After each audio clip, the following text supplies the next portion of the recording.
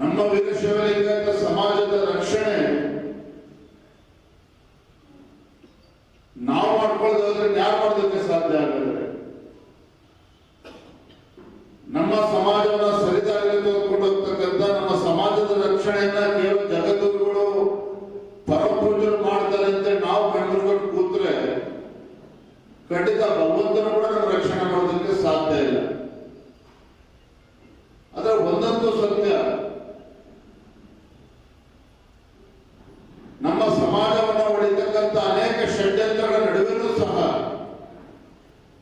ಯಾವುದೇ ಷಡ್ಯಂತ್ರ ಬಿದ್ದಿರುಗಳು ಏನೇ ನಡೆದರೂ ಸಹ ಈ ಬಲಿಷ್ಠ ಸಮಾಜವನ್ನ ವೀರಶೈವ ಲಿಂಗಾಯತ ಸಮಾಜವನ್ನ ಯಾರಿಂದನೂ ಕೂಡ ಅಲುಗಾಡಿಸೋದಕ್ಕೆ ಸಾಧ್ಯ ಆಗಿಲ್ಲ.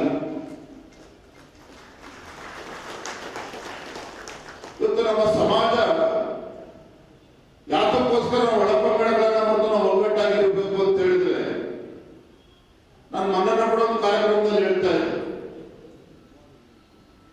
ನಮ್ಮ ವೀರಶೈವ ಲಿಂಗಾಯತ ಸಮಾಜ ಅಂತ ಹೇಳಿದ್ರೆ ಒಂದು ಆಳದ ಮರದ ಇದ್ದಾಗೆ. ಇತರ ಸಮಾಜಗಳಿಗೂ ಕೂಡ ಒಂದು ನೆರಳನ್ನ ಕೊಡ್ತಕ್ಕಂಥ ಶಕ್ತಿ ಅದರ ಸಮಾಜಕ್ಕೆ ನಮ್ಮ ವೀರಶೈವ ಲಿಂಗಾಯತ ಸಮಾಜಕ್ಕೆ ಇರ್ತಕ್ಕಂಥದ್ದು. ಈ ನಾಡು ಅಭಿವೃದ್ಧಿ ಪಥದಲ್ಲಿ ಸಾಗಬೇಕು, ಸರಿಯಾದ ದಾರಿಯಲ್ಲಿ ಸಾಗಬೇಕು ಅಂತ ಹೇಳಿದ್ರೆ ನಮ್ಮೆಲ್ಲರ ಪಾತ್ರ, ಸಮಾಜದ ಪಾತ್ರ ಬಹಳ ಪ್ರಮುಖವಾಗಿರ್ತಕ್ಕಂಥದ್ದು. ಹಾಗಾಗಿ ನಮ್ಮ ಸಮಾಜದ ಒಗ್ಗಟ್ಟು ಕೇವಲ ಸಮಾಜದ ದೃಷ್ಟಿಯಿಂದ ಅಷ್ಟೇ ಅಲ್ಲ, ಸರ್ವ ಸಮಾಜದ ಇದಕ್ಕೋಸ್ಕರ ಮತ್ತೆ ನಾಡಿನ ಇದಕ್ಕೋಸ್ಕರ ಕೂಡ ಇವತ್ತು ನಾವೆಲ್ಲರೂ ಕೂಡ ಒಗ್ಗಟ್ಟಾಗಿ ಒಳಪಂಗಡಗಳನ್ನ ಮರೆತು ಹೋಗ್ಬೇಕಾಗಿರ್ತಕ್ಕಂಥ ಅನಿವಾರ್ಯತೆ ಕೂಡ ಇದೆ ಅನ್ನೋದನ್ನ ನಾವ್ಯಾರು ಕೂಡ ನಾವು ಮರಿಬಾರದು.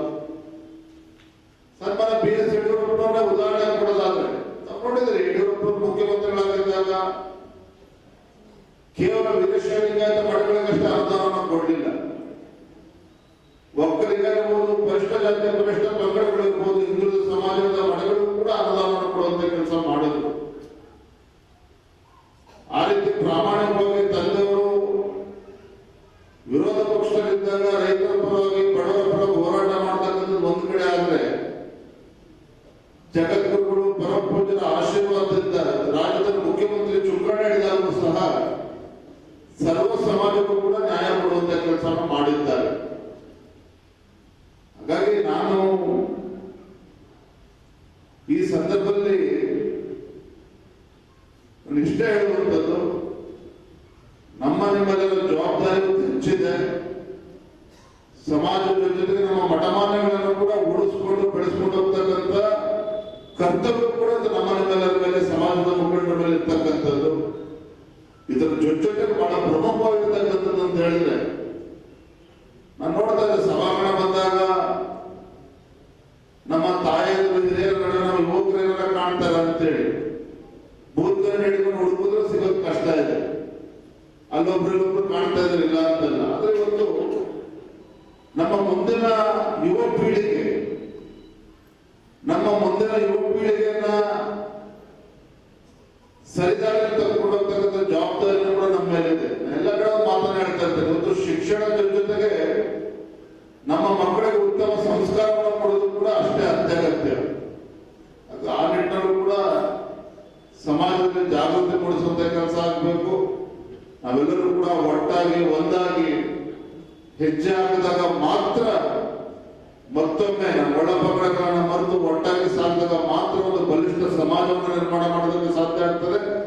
ಈ ರಾಜ್ಯವನ್ನ ಬಲಿಷ್ಠವಾಗಿ ಕಟ್ಟೋದಕ್ಕೂ ಕೂಡ ಸಾಧ್ಯ ಆಗ್ತದೆ. ಇವತ್ತು ನನಗೆ ವಿಶೇಷವಾಗಿ ಸಂದರ್ಭ ಉಲ್ಲೇಖ ಮಾಡತಕ್ಕಂಥ ನಮ್ಮ ಸುರೇಶ್ ಗೌಡರು ಕೂತಿದ್ದಾರೆ. ತುಮಕೂರು ಗ್ರಾಮೀಣ ಭಾಗದ ನಮ್ಮ ಜನಪ್ರಿಯ ಶಾಸಕರು, ಹಿರಿಯ ಶಾಸಕರು. ಯಡಿಯೂರಪ್ಪನವರು ನೋಡಿ, ಇವತ್ತು ಜಾತಿ ಬಿಟ್ಟು ಯಾರು ಕೂಡ ಆಲೋಚನೆ ಮಾಡೋದಿಲ್ಲ. ಎಂತ ಕ್ಲಿಷ್ಟಕರ ಸಂದರ್ಭ, ರಾಜಕೀಯ ಏಳುಬೀಳುಗಳ ನಡುವೆಯೂ ಸಹ ನಮ್ಮ ಸುರೇಶ್ ಗೌಡರು ಯಾವತ್ತೂ ಕೂಡ ಯಡಿಯೂರಪ್ಪನವರನ್ನು ಕೈ ಬಿಟ್ಟಿಲ್ಲ. ಆ ರೀತಿ ಯಡಿಯೂರಪ್ಪನವರ ನಾಯಕತ್ವದ ಬಗ್ಗೆ ಒಂದು ಅಚಲವಾದ ವಿಶ್ವಾಸವನ್ನು ಇಟ್ಕೊಂಡಿರ್ತಕ್ಕಂಥ ಮುಖಂಡರು ಸುರೇಶ್ ಗೌಡರು ಕೂಡ ಒಬ್ರು. ಅದನ್ನು ಹೇಳಿದ್ರೆ ತುಂಬಾ ಸಂತೋಷ ಮತ್ತು ಹೆಮ್ಮೆನೂ ಕೂಡ ಅನಿಸ್ತದೆ. ಹಾಗಾಗಿ ನಾವು ಇವತ್ತು ಮತ್ತೊಮ್ಮೆ ಹೇಳ್ತೇನೆ, ನಮ್ಮೆಲ್ಲರ ಜವಾಬ್ದಾರಿ ಹೆಚ್ಚಿರುವಂತದ್ದು. ಯುವ ಪೀಳಿಗೆಯ ಸರಿದಾರ ತಗೊಂಡೋಗ್ತಕ್ಕಂಥ ಕೆಲಸ ಕೂಡ ಮಾಡಬೇಕಾಗಿದೆ. ಇವತ್ತು ಜಗದ್ಗುರುಗಳ ನೇತೃತ್ವದಲ್ಲಿ ಅವರು ಸುಮ್ಮನೆ ಕೂತಿರ್ತಕ್ಕಂಥ ಉದಾಹರಣೆ ನಾವು ನೋಡಿಲ್ಲ. ಇವತ್ತು ತುಮಕೂರಿನಲ್ಲಿ 5 ದಿನಗಳ ಕಾಲ ಧರ್ಮ ಜಾಗೃತಿ ಸಮಾವೇಶ ಮತ್ತೆ ಮತ್ತೊಂದು ಕಡೆ ಹೋಗ್ತಾರೆ. ನಮಗೆ ನಾವು ಬದುಕುವುದನ್ನು ಯಾರು ಕೂಡ ಹೇಳ್ಕೊಡೋದಕ್ಕೆ ಹೇಳುವಂತ ಅವಶ್ಯಕತೆ ಇಲ್ಲ. ಅದ ಸಮಾಜಕ್ಕೋಸ್ಕರ ತಮ್ಮ ಪ್ರಾಣವನ್ನೇ ಮುಡುಪಾಗಿಟ್ಟು ತಮ್ಮ ಜೀವನವನ್ನೇ ಮುಡುಪಾಗಿಟ್ಟು ಜಗದ್ಗುರುಗಳು ಸಮಾಜವನ್ನು ತಿದ್ದುವಂತ ಕೆಲಸ ಮಾಡ್ತಾ ಇದ್ದಾರಲ್ಲ, ಇದೆಲ್ಲವೂ ಕೂಡ ಅರ್ಥ ಮಾಡಿಕೊಂಡು ನಾವೆಲ್ಲರೂ ಕೂಡ ಒಟ್ಟಾಗಿ ಸಾಗೋಣ ಅನ್ನೋ ಮಾತನ್ನ ಸಂದರ್ಭದಲ್ಲಿ ಹೇಳ್ತಾ ನನಗೂ ಕೂಡ ತುಂಬಾ ಸಂತೋಷ ಆಗಿದೆ. ವಿಶೇಷವಾಗಿ ನಮ್ಮ ಮಾಜಿ ಪ್ರಧಾನಮಂತ್ರಿಗಳು ಅಜಾತ ಶತ್ರು ಅಂತ ಹೇಳಿ ನಾವು ಕರೀತಾ ಇದ್ವಿ. ಅಟಲ್ ಬಿಹಾರಿ ವಾಜಪೇಯಿ ಅವರ 101ನೇ ಜನ್ಮದಿನ ಇವತ್ತು ರಾಜ್ಯಾದ್ಯಂತ ದೇಶಾದ್ಯಂತ ಇವತ್ತು ಅಟಲ್ಜಿ ಅವರ ಸ್ಮರಣೆ ಮಾಡ್ತಕ್ಕಂಥ ಕೆಲಸ ಆಗ್ತಾ ಇದೆ. ಏನು ಅಟಲ್ ಬಿಹಾರಿ ವಾಜಪೇಯಿ ಅವರ ಗೊತ್ತಿದ್ದಾರೆ, ಪ್ರಧಾನಮಂತ್ರಿಗಳಾಗಿದ್ದಾಗ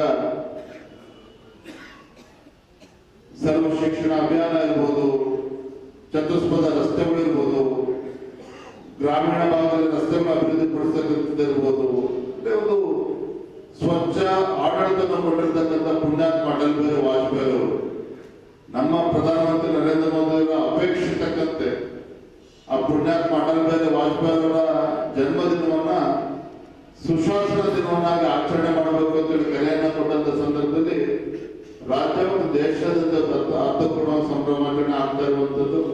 ಈ ಸಂದರ್ಭ ನಾನು ಕೂಡ ತುಮಕೂರಿಗೆ ಬಂದಾಗ ಜಗದ್ಗುರುಗಳನ್ನ ಭೇಟಿ ಮಾಡಲು ಆಶೀರ್ವಾದ ಪಡತಕ್ಕಂಥ ಒಂದು ಅವಕಾಶ ನನಗೆ ಸಿಕ್ಕಿರ್ತಕ್ಕಂಥದ್ದು ನನ್ನ ಸೌಭಾಗ್ಯ ಅಂತ ನಾನಂತೂ ಭಾವಿಸಿದ್ದೇನೆ.